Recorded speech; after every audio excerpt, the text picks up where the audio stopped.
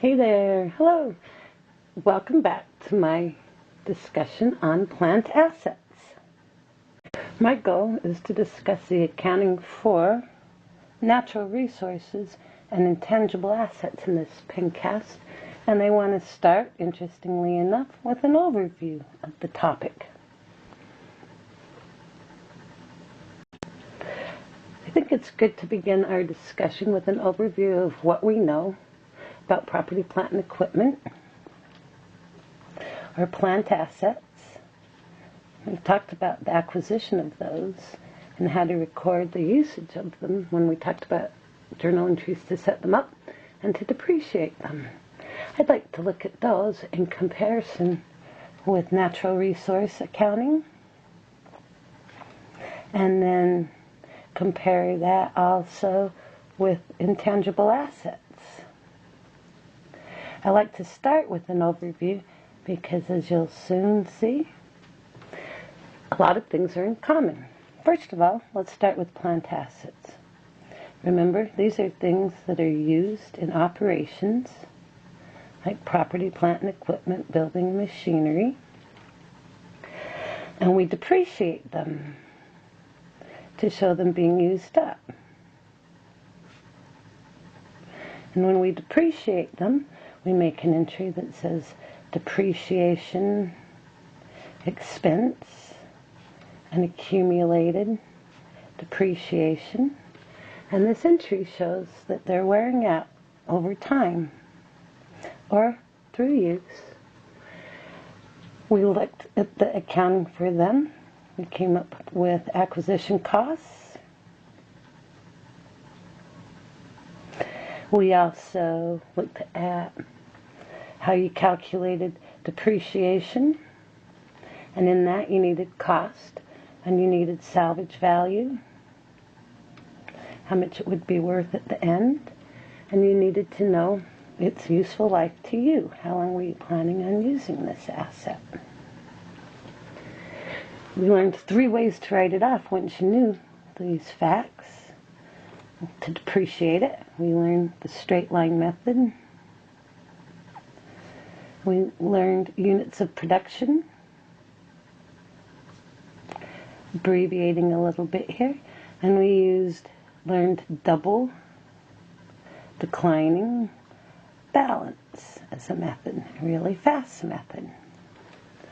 And these were shown on the balance sheet when it was all said and done under long-term assets, and we listed our equipment or whatever it happened to be, and then we listed its accumulated depreciation, subtracted that off, and we showed it at its book value. So we had equipment at its cost. We subtracted from it accumulated depreciation. That's how much we'd written off through depreciation so far, and the difference being shown on the books was book value, or how much we have left to write off. No matter how you look at it, although acquisition costs is a good number, salvage value and useful life is an estimate. So depreciation is an estimate, and therefore the book value is also an estimate. Let's compare that then to natural resources.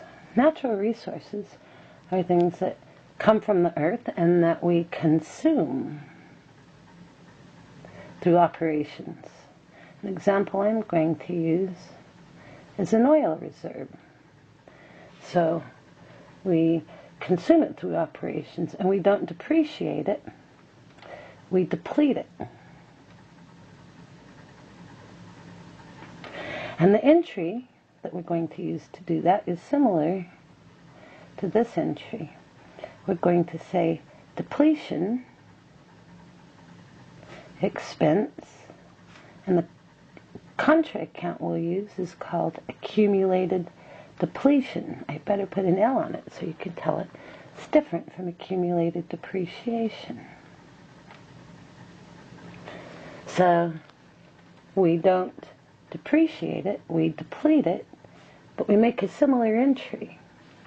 Everything we learned about acquisition costs that relate to planned assets relates to natural resources. All costs ready to get it in place for its intended use are capitalized into the resource account. We take an estimate what its salvage value will be, if any, and we also need to know, in this case, how many total units or total gallons or total whatever will be produced through consuming the asset. We learn one way to deplete it. Of the methods you've learned to depreciate, which one makes sense for something that you consume?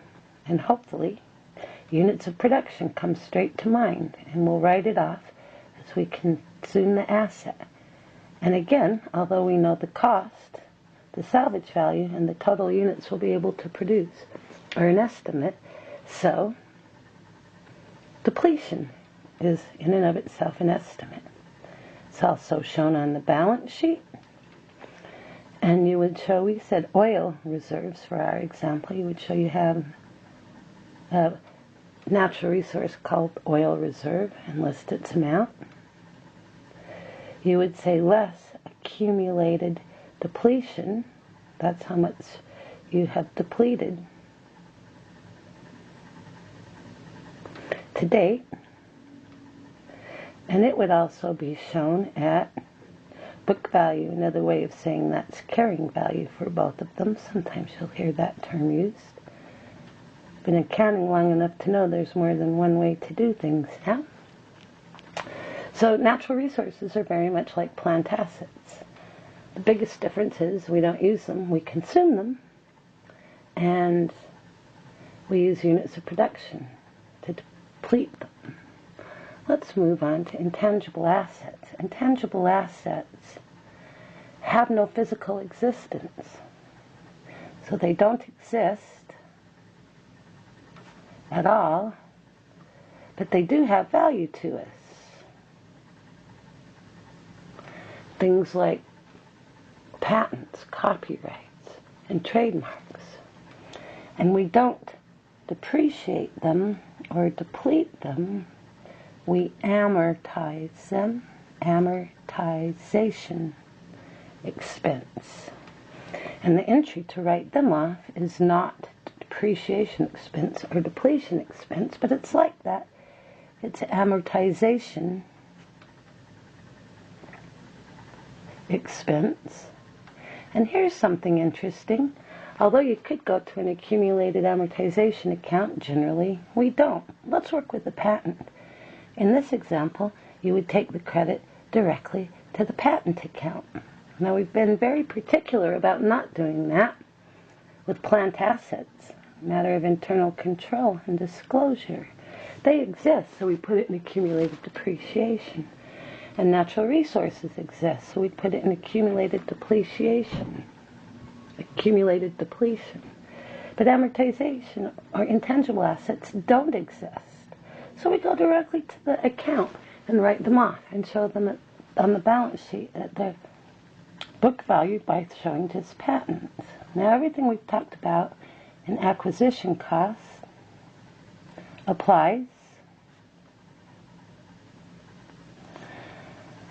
And they may or may not have a salvage value to us at the end of their useful life. And we also need to estimate what their useful life will be to us.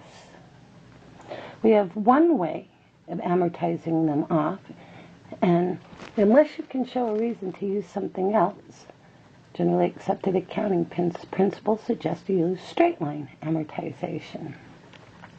Straight line amortization just writes it off evenly, and since they're pretty intangible, they feel like there's not a better way to do it. They're also shown on the balance sheet, and again long-term, like both plant assets and natural resources, but they're shown at net because you've been taking the depreciation right to the asset account. So there is no book value, they're shown at it.